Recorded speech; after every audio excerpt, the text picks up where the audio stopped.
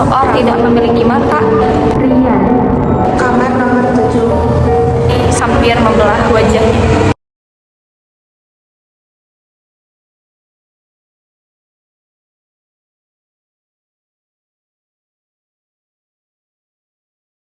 Halo semuanya, selamat datang kembali di channel ini. Di sini kami akan membagikan kisah horor dan misteri yang siap menemani waktu luang kalian. Pada video kali ini, kami akan membawakan sebuah cerita horor yang berjudul Penghuni Kamar Nomor 7. Matikan lampu jika kalian berani. Gunakan iPod untuk pengalaman yang lebih menegangkan. Siapkan juga camilan kalian dan jangan lupa subscribe serta nyalakan lonceng notifikasi agar tidak ketinggalan cerita horor berikutnya. Oke, disclaimer dulu teman-teman. Jadi untuk nama-nama yang berperan dalam cerita sudah kami samarkan.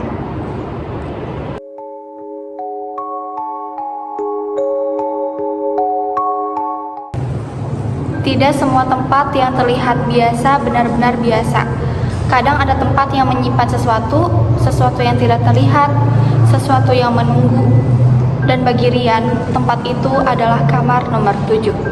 Rian baru berusia 20 tahun saat memutuskan merantau ke kota kecil, sebut saja kota X, untuk bekerja di sebuah toko bangunan. Karena gajinya yang belum besar, ia mencari kos yang murah. Setelah beberapa hari mencari, ia menemukan sebuah rumah kos tua di ujung gang yang sepi. Bangunan itu terlihat kuno, catnya yang sudah kusam, pagar besinya yang berkarat. Dan entah kenapa, suasananya terasa lebih dingin dibandingkan lingkungan sekitarnya. Meski begitu, harga sewanya sangat murah, terlalu murah. Pemilik kos seorang wanita tua bernama Bu Sari, menunjukkan kamar yang tersedia. Kamar nomor 7 masih kosong. Rian langsung setuju. Kamarnya cukup luas, ada lemari kayu tua, meja belajar, kipas angin, dan sebuah cermin besar yang menempel di dinding. Tidak ada yang terlihat aneh.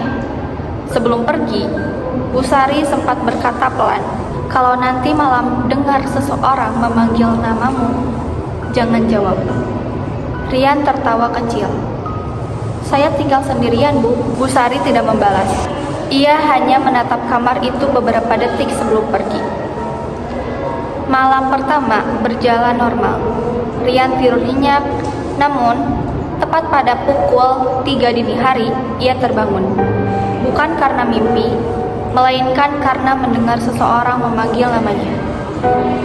Rian, Suara itu pelan, sangat pelan, seolah berasal dari ujung kamar.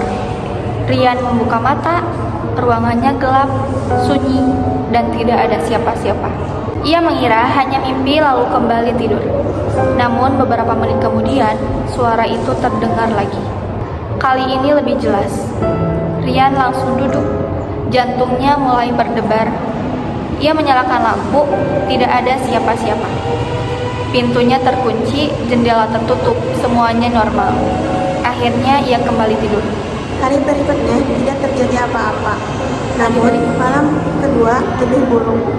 Pukul 3:12 dini hari, Rian terbangun karena suara lemari yang berderi. Ia membuka mata perlahan. Pintu lemari sedang bergerak, terbuka sedikit demi sedikit. Perlahan, ia yakin sebelumnya sudah menutupnya.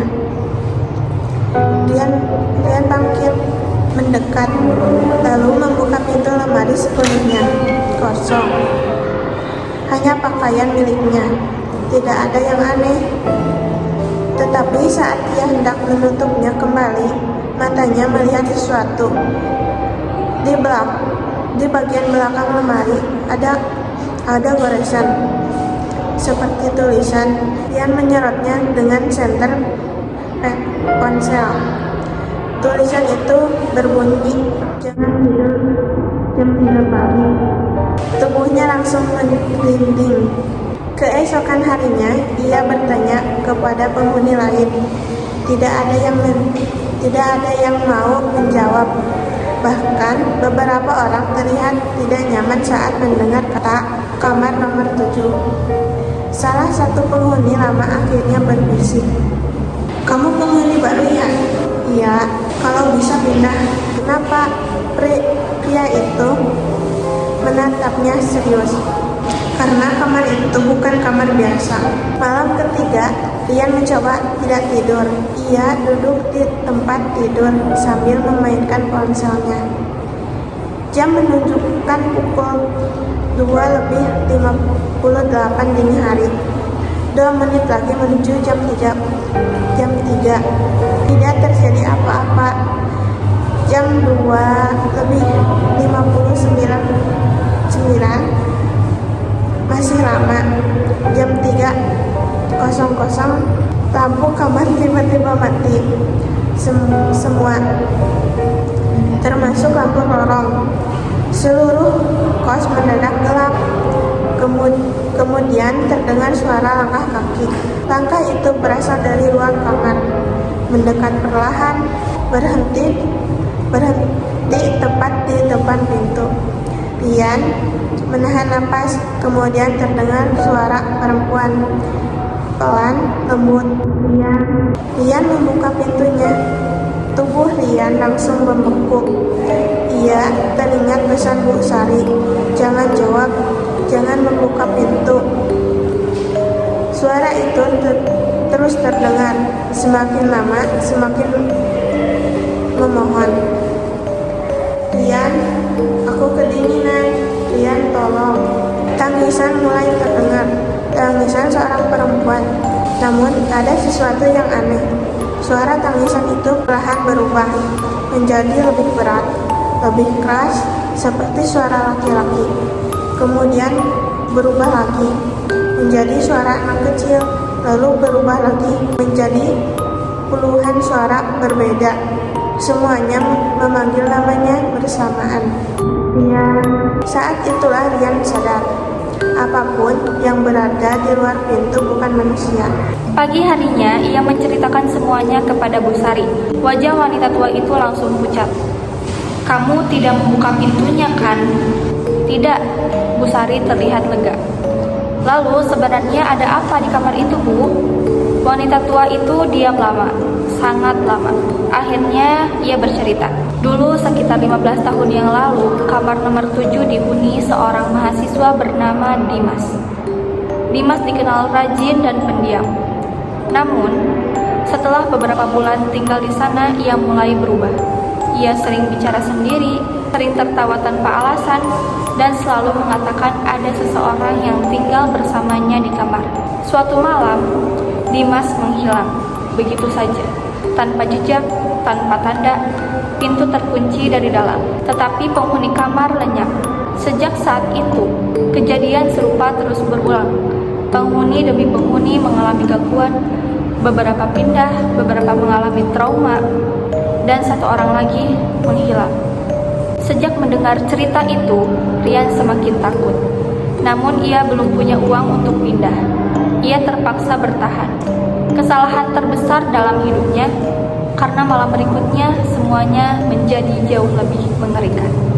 Pukul 3:03 dini hari, Rian terbangun. Bukan karena suara, melainkan karena merasa ada seseorang yang sedang menatapnya. Ia membuka mata perlahan, dan darahnya terasa membeku. Di sudut kamar, dekat lemari, ada sosok berdiri, tinggi, kurus, diam, dan tidak bergerak. Wajahnya gelap, tidak terlihat jelas. Sosok itu hanya berdiri, menatap ke arah tempat tidur. Rian tidak berani bergerak, tidak berani berkedip. Beberapa menit berlalu, kemudian sosok itu mulai bergerak. 1 langkah, 2 langkah, 3 langkah, mendekati tempat tidur. Semakin dekat, hingga akhirnya cahaya bulan mengenai wajahnya. Dan Rian melihat sesuatu yang tidak akan pernah ia lupakan.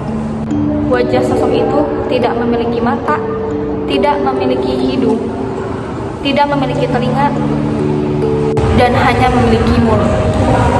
Mulut besar yang tersenyum lebar sampai hampir membelah wajahnya.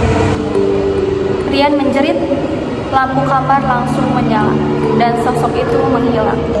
Keesokan paginya, ia menemukan sesuatu di cermin. Tulisan yang tidak ada sebelumnya, seolah ditulis dari dalam. Kamu berikutnya. Rian langsung memutuskan untuk pergi. Namun malam itu ia harus tidur satu malam terakhir, dan malam itulah semuanya berakhir. Atau mungkin baru dimulai.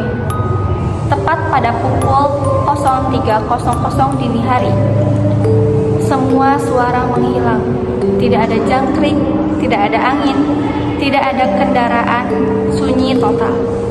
Lalu lemari terbuka sendiri, perlahan, sangat perlahan. Di dalam lemari tidak terlihat pakaian, tidak terlihat dinding belakang, yang ada hanyalah kegelapan pekat. Gelap yang tidak normal, seolah lemari itu bukan lagi lemari, melainkan sebuah lorong tanpa akhir. Kemudian terdengar suara. Puluhan suara, ratusan suara berbisik bersamaan. Tinggallah bersama kami, tinggallah, tinggallah. Dari dalam kegelapan itu muncul tangan-tangan pucat, banyak sekali, merayap keluar, mencari sesuatu, mencoba meraih Rian. Rian langsung berlari keluar kamar. Ia berteriak meminta tolong. Namun lorong kos itu kosong. Tidak ada penghuni, tidak ada busari, tidak ada siapa-siapa. Seolah seluruh bangunan mendadak ditinggalkan.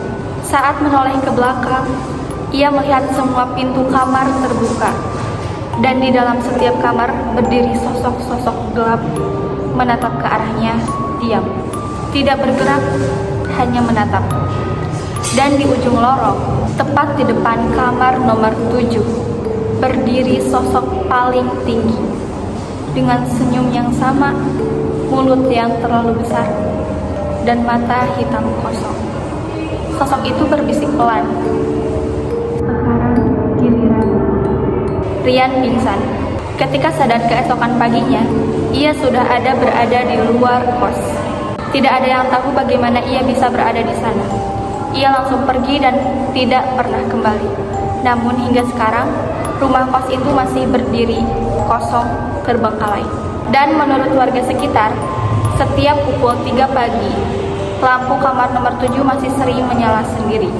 Kadang-kadang, seseorang terlihat berdiri di balik jendelanya, menatap keluar, menunggu penghuni berikutnya. Itulah kisah horor berjudul Penghuni Kamar Nomor 7.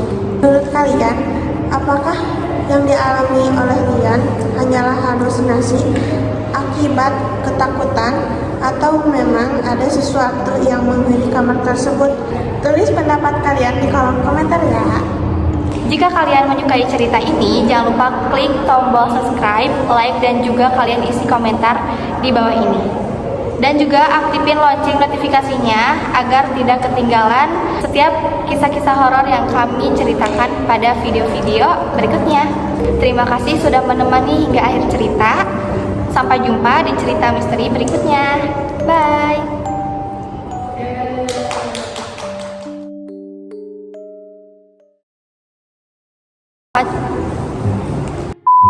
Tinggalkan.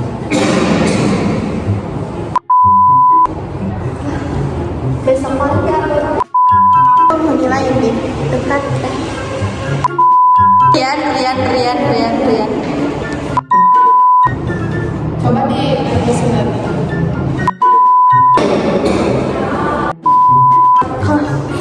Tulis itu. Dan sampai jumpa. Salah.